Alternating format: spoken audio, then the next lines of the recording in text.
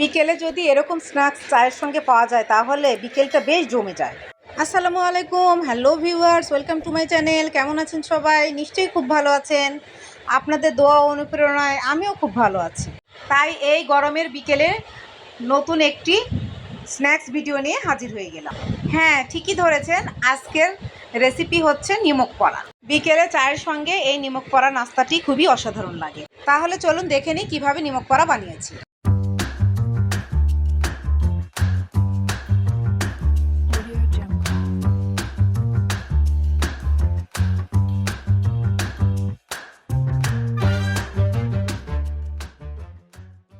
একটি প্লেটে নিমক পড়ার ডো তৈরি করার জন্য 4 কাপ ময়দা নিয়ে নিলাম। ময়দাগুলো আমি ডিশে ঢেলে নিয়েছি। মাখানোর জন্য স্বাদ মতো লবণ দিচ্ছি। 1/3 চামচ কালিজিরা আমি হাতের তালুর উপর নিয়ে ঘষে ঢেলে দিব। তাহলে কালিজিরার একটা সুন্দর স্মেল আটার মধ্যে চলে যাবে। আবার খাবারের সময় মুখে যখন কালিজিরার দানাগুলো বাঁধবে তখন খুব ভালো লাগবে খেতে। যারা কালিজিরা খেতে লাইক করেন না তারা স্কিপ করতে পারেন। 1/2 চা চামচ বেকিং সোডা দিলাম। 3 চা চামচ লাল চিনি দিলাম। এতে নিমক পড়া মিষ্টি হবে না, তবে এর টেস্ট অনেক গুণ বেড়ে যাবে। এরপর 3 টেবিল চামচ সয়াবিন তেল দিলাম। মাখানোর সময় যদি মনে হয় যে আরও তেল লাগবে তাহলে পরে আবার তেল দেব। এবার সব শুকনো উপকরণগুলো একসঙ্গে মিক্সড করে দিব, যাতে তেলগুলো ময়দার সঙ্গে ভালোভাবে মিশে যায়।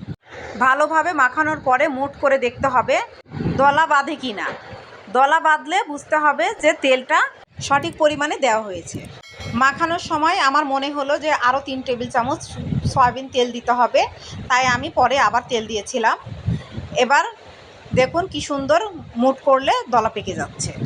এবার আমি অল্প অল্প করে পানি নিয়ে ময়দাটাকে মেখে নিব। একবারে বেশি পানি দেওয়া যাবে না, তাহলে ডোটা নরম হয়ে যাবে। অল্প অল্প করে পানি দিতে হবে আর ময়দাটাকে মাখাতে হবে। ডোটা খুব নরম হবে না, আবার একেবারে শক্তও হবে না। ঠিক রুটি বানানোর মতো যেরকম নরম ডো আমরা তৈরি করি সেই রকমই ডো তৈরি করে নিচ্ছি। তাহলে বেলার সময় আমাদের কষ্ট হবে না। শক্ত ডো হলে বেলতে কষ্ট হয়। নিমক পড়ার ডো রেডি হয়ে গেছে। এবার 1 চা চামচ সয়াবিন তেল দিয়ে মাখিয়ে রেস্টে রেখে দিলাম 1 ঘন্টার জন্য। 1 ঘন্টা পর ফিরে আসলাম। ডোটা দারুণ সেট হয়ে গেছে। স্মুথ একটা ডো তৈরি হয়েছে। আর একটু ভালোভাবে মথে নিচ্ছি। মথা হয়ে গেছে। এবার আমি হাত দিয়ে লেচি কেটে নিচ্ছি। চেষ্টা করছি সমান ভাগে ভাগ করে নেওয়ার। এভাবে আমি সম্পূর্ণ লেচি কেটে নিয়েছি। এবার একটি লেচি নিয়ে পাতলা করে রুটির মতো করে বেলে নিতে হবে।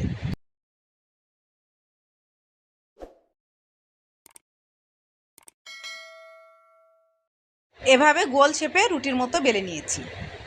এবার একটি নাইফের হেল্প নিয়ে ছোট ছোট বরফি শেপ করে কেটে নিব। সম্পূর্ণ রুটিটা আমি এরকমভাবে বরফি শেপ করে কেটে নিয়েছি। এবার প্লেটে তুলে নিচ্ছি। এবার নিমক পড়াগুলো ভাজতে চলে যাব। তার জন্য একটি কড়াই চুলায় বসিয়ে দিলাম। ডুবো তেলে ভাজবো, তাই তেলের পরিমাণটা একটু বেশি দিতে হবে। তেল বেশি গরম করা যাবে না, হালকা গরম তেলেই নিমক পড়াগুলো ছেড়ে দিতে হবে। আমি এরকম হিটে নিমক পড়াগুলো ছেড়ে দিলাম। হাই হিট হলে উপর থেকে পুড়ে যাবে আর ভিতর থেকে কাঁচা থেকে যাবে, মুচমুচে হবে না। আমি একটা রুটির সম্পূর্ণ কেটে রাখা নিমক পড়াগুলো তেলের মধ্যে ছেড়ে দিচ্ছি। লো হিটে আস্তে আস্তে সময় নিয়ে ভেজে নিব। বাই দ্য ওয়ে, আমি রুথি। আমার চ্যানেলে নতুন হয়ে থাকলে প্লিজ সাবস্ক্রাইব করবেন। পাশে থাকা বেল নোটিফিকেশন অল সিলেক্ট করে রাখবেন, যাতে নতুন কোনো ভিডিও আপলোড করলে তার নোটিফিকেশন সবার আগে আপনার কাছে পৌঁছে যায়। বেশি বেশি লাইক, কমেন্ট ও শেয়ার করবেন। যারা ফেসবুক আর ইনস্টাগ্রাম থেকে দেখছেন প্লিজ পেজটাকে ফলো দিয়ে রাখবেন। বেশি বেশি লাইক, কমেন্ট ও শেয়ার করবেন। যারা লাইক, কমেন্ট এবং শেয়ার করেছেন তাদেরকে ম্যানি ম্যানি থ্যাঙ্কস। আজকে আমার চ্যানেলের ভিডিওটি যিনি ফার্স্ট ভিজিট করেছেন তাকে ম্যানি ম্যানি থ্যাঙ্কস। নিমক পড়াটা প্রায় ভাজা হয়ে গেছে। খুব সুন্দর ব্রাউন কালার চলে এসেছে।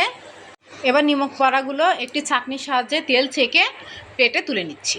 একটি এয়ারটাইট বক্সে রেখে কয়েক মাস সংরক্ষণ করতে পারবেন, তবে কাচের জারে রাখাটাই বেশি ভালো, গন্ধ হয় না। আর প্লাস্টিক বক্সে রাখলে গন্ধ হতে পারে।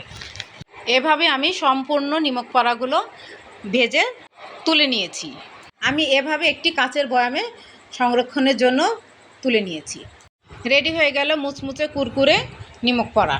নিউ ভিডিও দেখার ইনভাইট করে আজকে বিদায় নিচ্ছি। ভালো থাকবেন, ভালো রাখবেন, আমার জন্য দোয়া করবেন। আল্লাহ হাফেজ।